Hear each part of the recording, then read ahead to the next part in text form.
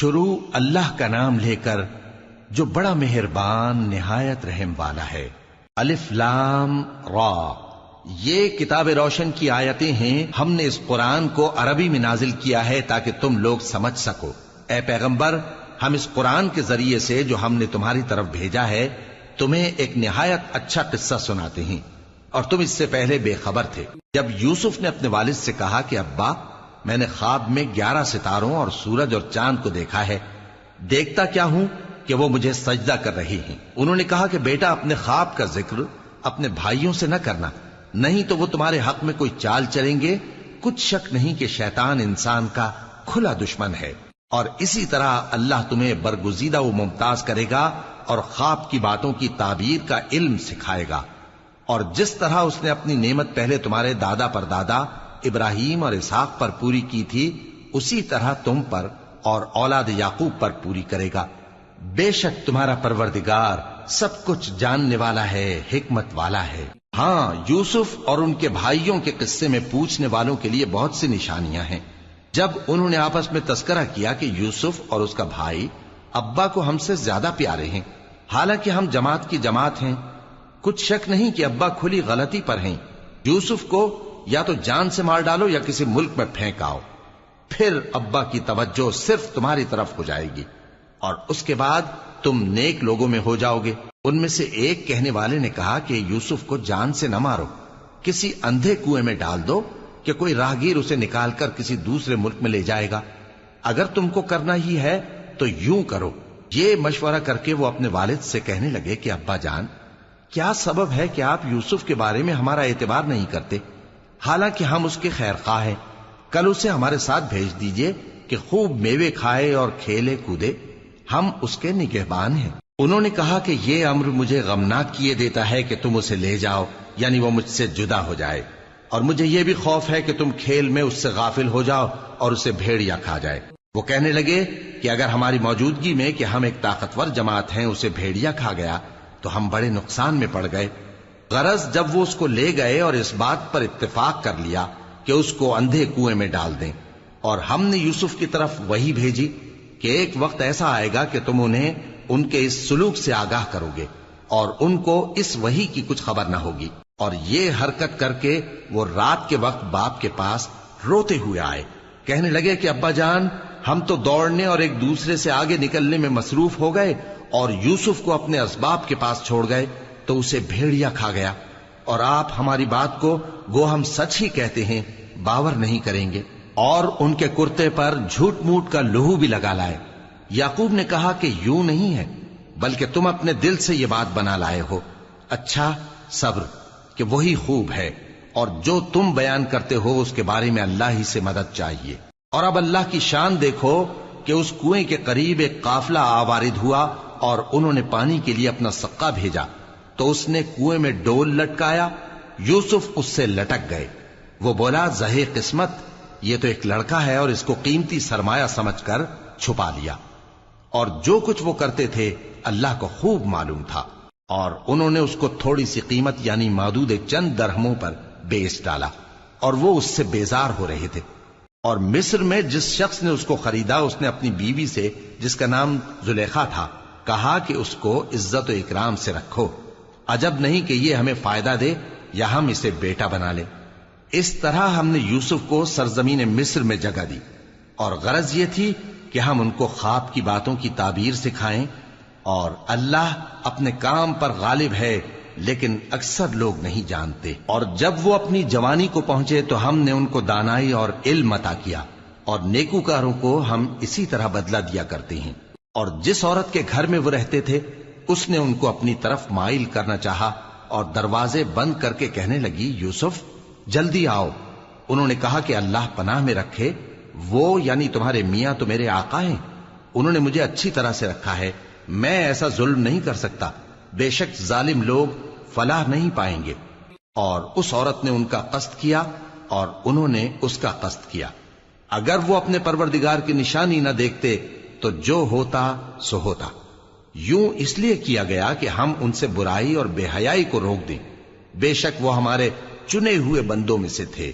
اور دونوں دروازے کی طرف بھاگے، آگے یوسف، پیچھے زلیخا، اور عورت نے ان کا کرتا پیچھے سے پکڑ کر جو کھینچا تو پھاڑ ڈالا، اور دونوں کو دروازے کے پاس عورت کا خاوند مل گیا۔ تو عورت بولی کہ جو شخص تمہاری بیوی کے ساتھ برا ارادہ کرے اس کی اس کے سوا کیا سزا ہے کہ یا تو قید کیا جائے یا اسے دکھ کا عذاب دیا جائے۔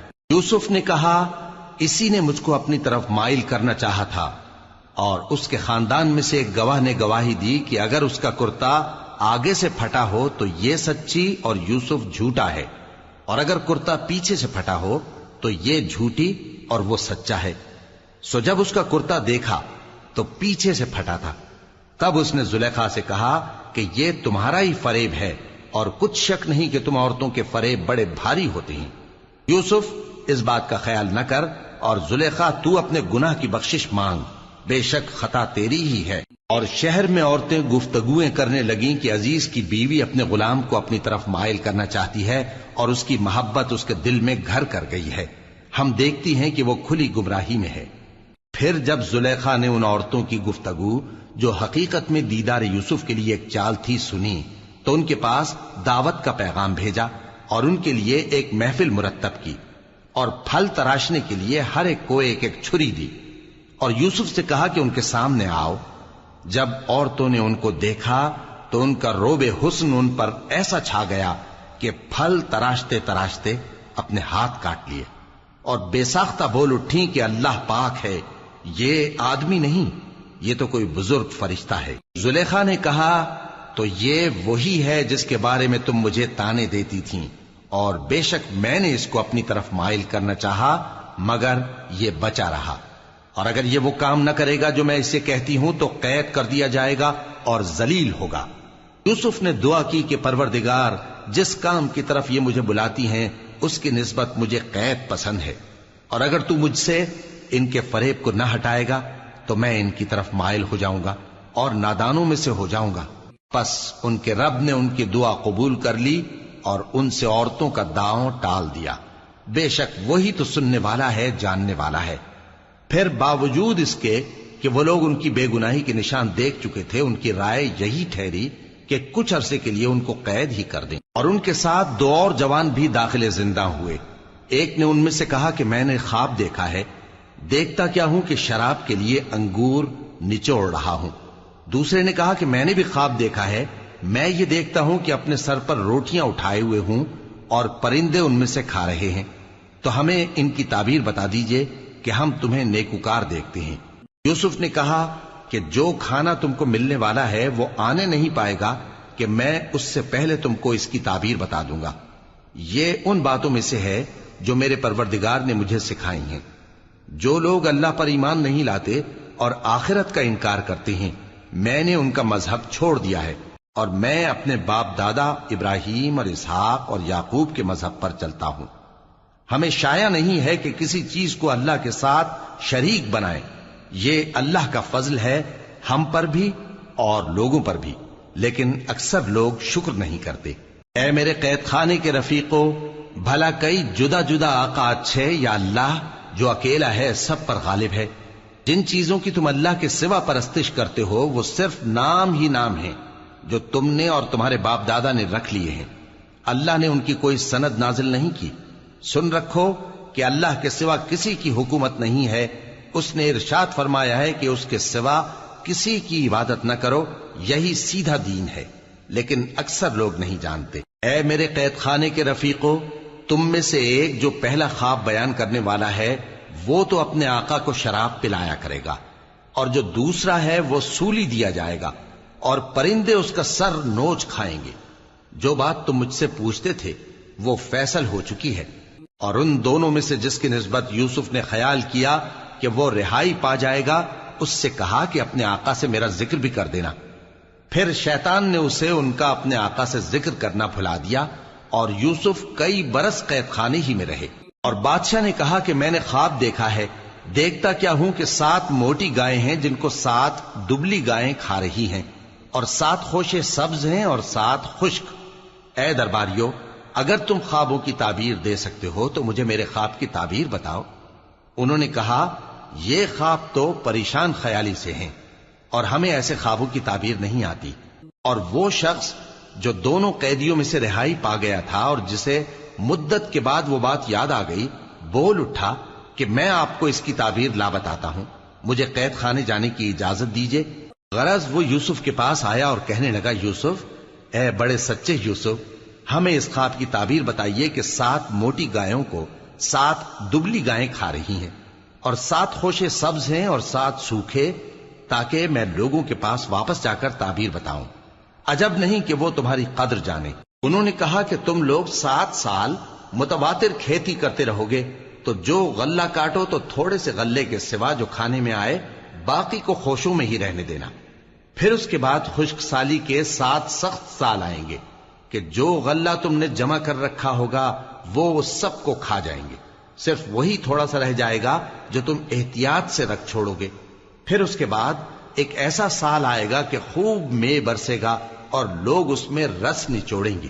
اور یہ تعبیر سن کر بادشاہ نے حکم دیا کہ یوسف کو میرے پاس لے آؤ۔ سو جب قاصد ان کے پاس گیا تو انہوں نے کہا کہ اپنے آقا کے پاس واپس جاؤ اور اس سے پوچھو کہ ان عورتوں کا کیا حال ہے جنہوں نے اپنے ہاتھ کاٹ لیے تھے، بے شک میرا پروردگار ان کے فریب سے خوب واقف ہے۔ بادشاہ نے عورتوں سے پوچھا کہ تمہارا کیا قصہ تھا جب تم نے یوسف کو اپنی طرف مائل کرنا چاہا؟ سب بول اٹھیں کہ اللہ پاک ہے، ہم نے اس میں کوئی برائی معلوم نہیں کی۔ عزیز کی بیوی نے کہا، اب سچی بات تو ظاہر ہو ہی گئی ہے، اصل یہ ہے کہ میں نے اس کو اپنی طرف مائل کرنا چاہا تھا اور وہ بے شک سچا ہے۔ یوسف نے کہا کہ میں نے یہ بات اس لیے پوچھی ہے کہ عزیز کو یقین ہو جائے کہ میں نے اس کی پیٹھ پیچھے اس کی امانت میں خیانت نہیں کی، اور اللہ خیانت کرنے والوں کی چال کو چلنے نہیں دیتا، اور میں اپنے آپ کو پاک صاف نہیں کہتا، کیونکہ نفس امارہ انسان کو برائی ہی سکھاتا رہتا ہے، مگر یہ کہ میرا پروردگار رحم فرمائے، بے شک میرا پروردگار بخشنے والا ہے، مہربان ہے۔ اور بادشاہ نے حکم دیا کہ اسے میرے پاس لاؤ، میں اسے اپنا مصاحب خاص بناؤں گا۔ پھر جب ان سے گفتگو کی تو کہا کہ آج سے تم ہمارے ہاں صاحب منزلت ہو اور صاحب اعتبار ہو۔ یوسف نے کہا، مجھے زرعی پیداوار پر مقرر کر دیجئے، کیونکہ میں حفاظت بھی کر سکتا ہوں اور اس کام سے واقف بھی ہوں۔ اس طرح ہم نے یوسف کو ملک مصر میں جگہ دی اور وہ اس ملک میں جہاں چاہتے تھے رہتے تھے۔ ہم اپنی رحمت جس پر چاہتے ہیں کرتے ہیں اور نیکوکاروں کے اجر کو ضائع نہیں کرتے، اور جو لوگ ایمان لائے اور ڈرتے رہے ان کے لیے آخرت کا اجر بہت بہتر ہے۔ اور یوسف کے بھائی کنعان سے مصر میں غلہ خریدنے کے لیے آئے تو یوسف کے پاس گئے، تو یوسف نے ان کو پہچان لیا اور وہ ان کو نہ پہچان سکے۔ اور جب یوسف نے ان کے لیے ان کا سامان تیار کر دیا تو کہا کہ پھر آنا تو جو باپ کی طرف سے تمہارا ایک اور بھائی ہے اسے بھی میرے پاس لیتے آنا۔ کیا تم نہیں دیکھتے کہ میں ناب بھی پوری پوری دیتا ہوں اور مہمانداری بھی خوب کرتا ہوں؟ اب اگر تم اسے میرے پاس نہ لاؤ گے تو نہ تمہیں میرے ہاں سے غلہ ملے گا اور نہ تم میرے پاس ہی آ سکو گے۔ انہوں نے کہا کہ ہم اس کے بارے میں اس کے والد کو پھسلائیں گے اور ہم یہ کام کر کے رہیں گے۔ اور یوسف نے اپنے خدام سے کہا کہ ان کا سرمایہ یعنی غلے کی قیمت ان کے سامان میں رکھ دو۔ عجب نہیں کہ جب یہ اپنے اہل و عیال میں جائیں تو اسے پہچان لیں، اور عجب نہیں کہ یہ پھر یہاں آئے۔ بس جب وہ اپنے والد کے پاس واپس گئے تو کہنے لگے کہ ابا، ہمارے لیے غلے کی بندش کر دی گئی ہے، تو ہمارے ساتھ ہمارے بھائی کو بھیج دیجئے تاکہ ہم پھر غلہ لائیں اور ہم اس کے نگہبان ہیں۔ یعقوب نے کہا کہ میں اس کے بارے میں تمہارا اعتبار نہیں کرتا، مگر ویسا ہی جیسا پہلے اس کے بھائی کے بارے میں کیا تھا، سو اللہ ہی بہتر نگہبان ہے اور وہ سب سے زیادہ رحم کرنے والا ہے۔ اور جب انہوں نے اپنا اسباب کھولا تو دیکھا کہ ان کا سرمایہ واپس کر دیا گیا ہے۔ کہنے لگے، ابا، ہمیں اور کیا چاہیے؟ دیکھیے یہ ہماری پونجی بھی ہمیں واپس کر دی گئی ہے، اور ہم اپنے اہل و عیال کے لیے پھر غلہ لائیں گے اور اپنے بھائی کی نگہبانی کریں گے، اور ایک بار شتر زیادہ لائیں گے کہ یہ غلہ جو ہم لائے ہیں تھوڑا ہے۔ یعقوب نے کہا کہ جب تک تم اللہ کا عہد نہ دو کہ اس کو میرے پاس صحیح و سالم لے آؤ گے، میں اسے ہرگز تمہارے ساتھ نہیں بھیجنے کا، مگر یہ کہ تم گھیر لیے جاؤ یعنی بے بس ہو جاؤ تو مجبوری ہے۔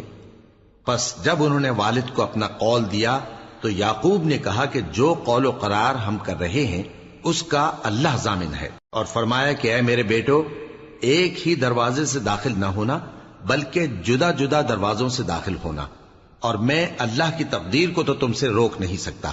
بے شک حکم اللہ ہی کا ہے، میں اسی پر بھروسہ رکھتا ہوں، اور اہل توکل کو اسی پر بھروسہ رکھنا چاہیے. اور جب وہ ان مقامات سے داخل ہوئے جہاں جہاں سے داخل ہونے کے لیے ان کے والد نے ان سے کہا تھا، تو وہ تدبیر اللہ کے حکم کو ذرا بھی ٹال نہیں سکتی تھی. ہاں، وہ یعقوب کے دل کی خواہش تھی جو انہوں نے پوری کی تھی.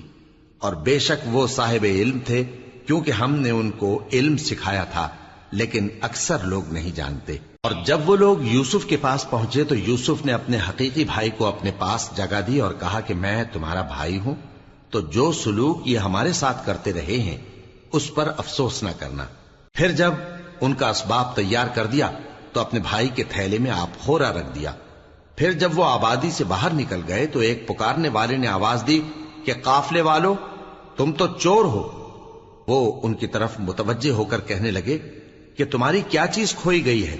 وہ بولے کہ بادشاہ کا کٹورا کھویا گیا ہے، اور جو شخص اس کو لے کے آئے اس کے لیے ایک بار شتر انعام، اور میں اس کا ضامن ہوں. وہ کہنے لگے کہ اللہ کی قسم، تم کو معلوم ہے کہ ہم اس ملک میں اس لیے نہیں آئے کہ خرابی کریں اور نہ ہم چوری کیا کرتے ہیں. وہ بولے کہ اگر تم جھوٹے نکلے یعنی چوری ثابت ہوئی تو اس کی سزا کیا؟ انہوں نے کہا کہ اس کی سزا یہ کہ جس کے تھیلے میں وہ دستیاب ہو وہی اس کا بدل قرار دیا جائے. ہم ظالموں کو یہی سزا دیا کرتی ہیں. پھر یوسف نے اپنے بھائی کے تھیلے سے پہلے ان کے تھیلوں کو دیکھنا شروع کیا، پھر اپنے بھائی کے تھیلے میں سے اس کو نکال لیا. اس طرح ہم نے یوسف کے لیے تدبیر کی، ورنہ بادشاہ کے قانون کے مطابق وہ اپنے بھائی کو لے نہیں سکتے تھے مگر یہ کہ اللہ چاہے. ہم جس کے چاہتے ہیں درجے بلند کرتے ہیں، اور ہر علم والے سے بڑھ کر ایک بڑا علم والا ہے. برادران یوسف نے کہا کہ اگر اس نے چوری کی ہو تو کچھ عجب نہیں کہ اس کے ایک بھائی نے بھی پہلے چوری کی تھی، مگر یوسف نے اس بات کو اپنے دل میں مخفی رکھا اور ان پر ظاہر نہ ہونے دیا، یعنی زیر لب کہا کہ تم بڑے برے ہو، اور جو تم بیان کرتے ہو اللہ اسے خوب جانتا ہے. وہ کہنے لگے کہ اے عزیز، اس کے والد بہت بوڑھے ہیں اور اس سے بہت محبت رکھتے ہیں، تو اس کو چھوڑ دیجئے اور اس کی جگہ ہم میں سے کسی کو رکھ لیجئے، ہم دیکھتے ہیں کہ آپ احسان کرنے والے ہیں. یوسف نے کہا کہ اللہ پناہ میں رکھے کہ جس شخص کے پاس ہم نے اپنی چیز پائی ہے اس کے سوا کسی اور کو پکڑ لیں. ایسا کریں تو ہم بڑے بے انصاف ہیں. آخر جب وہ اس سے نا امید ہو گئے تو الگ ہو کر صلاح کرنے لگے. سب سے بڑے نے کہا کیا تم نہیں جانتے کہ تمہارے والد نے تم سے اللہ کا عہد لیا ہے، اور اس سے پہلے بھی تم یوسف کے بارے میں قصور کر چکے ہو؟ تو جب تک والد صاحب مجھے اجازت نہ دیں میں تو اس جگہ سے ہلنے کا نہیں. یا اللہ میرے لیے کوئی فیصلہ کرے، اور وہ سب سے بہتر فیصلہ کرنے والا ہے. تم سب والد صاحب کے پاس واپس جاؤ اور کہو کہ ابا، آپ کے صاحبزادے نے وہاں جا کر چوری کی، اور ہم نے تو اپنی دانست کے مطابق آپ سے اس کے لے آنے کا عہد کیا تھا، مگر ہم غیب کی باتوں کے جاننے اور یاد رکھنے والے تو نہیں تھے. اور جس بستی میں ہم ٹھہرے تھے وہاں سے یعنی اہل مصر سے اور جس قافلے میں آئے ہیں اس سے دریافت کر لیجئے، اور ہم اس بیان میں بالکل سچے ہیں. جب انہوں نے یہ بات یعقوب سے آ کر کہی تو انہوں نے کہا کہ حقیقت یوں نہیں ہے، بلکہ یہ بات تم نے اپنے دل سے بنا لی ہے، تو صبر ہی بہتر ہے. عجب نہیں کہ اللہ ان سب کو میرے پاس لے آئے، بے شک وہ علم والا ہے، حکمت والا ہے. اور ان کے پاس سے چلے گئے اور کہنے لگے کہ ہائے افسوس یوسف پر، ہائے افسوس. اور رنج و الم میں ان کی آنکھیں سفید ہو گئیں اور ان کا دل غم سے بھر رہا تھا. بیٹے کہنے لگے کہ واللہ آپ تو یوسف کو اسی طرح یاد ہی کرتے رہیں گے یہاں تک کہ آپ گھل جائیں گے یا جان ہی دے دیں گے. انہوں نے کہا کہ میں تو اپنے غم و اندوہ کا اظہار اللہ سے کرتا ہوں، اور اللہ کی طرف سے وہ باتیں جانتا ہوں جو تم نہیں جانتے. اے بیٹو، یوں کرو کہ ایک دفعہ پھر جاؤ اور یوسف اور اس کے بھائی کو تلاش کرو، اور اللہ کی رحمت سے نا امید نہ ہونا کہ اللہ کی رحمت سے تو کافر لوگ ہی نا امید ہوا کرتے ہیں. پھر جب وہ یوسف کے پاس گئے تو کہنے لگے کہ اے عزیز، ہمیں اور ہمارے اہل و عیال کو بڑی تکلیف ہو رہی ہے، اور ہم یہ تھوڑا سا سرمایہ لائے ہیں، آپ ہمیں اس کے عوض پورا غلہ دے دیجئے اور ہم پر خیرات کیجئے کہ اللہ خیرات کرنے والوں کو ثواب دیتا ہے. یوسف نے کہا تمہیں معلوم ہے کہ جب تم نادانی میں پھنسے ہوئے تھے تو تم نے یوسف اور اس کے بھائی کے ساتھ کیا کیا تھا؟ وہ بولے کیا واقعی تم ہی یوسف ہو؟ انہوں نے کہا ہاں میں یوسف ہوں، اور بن یامین کی طرف اشارہ کر کے کہنے لگے یہ میرا بھائی ہے، اللہ نے ہم پر بڑا احسان کیا ہے، جو شخص اللہ سے ڈرتا اور صبر کرتا ہے تو اللہ نیکوکاروں کا اجر ضائع نہیں کرتا۔ وہ بولے اللہ کی قسم اللہ نے تم کو ہم پر فضیلت بخشی ہے اور بے شک ہم خطا کار تھے۔ یوسف نے کہا کہ آج کے دن تم پر کوئی ملامت نہیں، اللہ تم کو معاف کرے اور وہ سب سے بڑھ کر رحم کرنے والا ہے۔ یہ میرا کرتا لے جاؤ، پھر اسے والد صاحب کے منہ پر ڈال دینا تو وہ بینا ہو جائیں گے، اور اپنے تمام اہل و عیال کو میرے پاس لے آؤ۔ اور جب قافلہ مصر سے روانہ ہوا تو ان کے والد کہنے لگے کہ اگر مجھ کو یہ نہ کہو کہ بوڑھا بہک گیا ہے تو مجھے تو یوسف کی بو آ رہی ہے۔ وہ بولے کہ واللہ آپ اسی قدیم غلطی میں مبتلا ہیں۔ مگر جب خوشخبری دینے والا آ پہنچا تو اس نے کرتا ان کے منہ پر ڈال دیا، سو وہ بینا ہو گئے اور بیٹوں سے کہنے لگے کیا میں نے تم سے نہیں کہا تھا کہ میں اللہ کی طرف سے وہ باتیں جانتا ہوں جو تم نہیں جانتے؟ بیٹوں نے کہا کہ ابا ہمارے لیے ہمارے گناہ کی مغفرت مانگیے، بے شک ہم خطا کار تھے۔ فرمایا میں اپنے پروردگار سے تمہارے لیے بخشش مانگوں گا، بے شک وہ بخشنے والا ہے، مہربان ہے۔ پھر جب یہ سب لوگ یوسف کے پاس پہنچے تو انہوں نے اپنے والدین کو اپنے پاس جگہ دی اور کہا مصر میں داخل ہو جائیے، اللہ نے چاہا تو امن و امان سے رہیے گا۔ اور اپنے والدین کو تخت پر بٹھایا اور سب ان کے آگے سجدے میں گر پڑے۔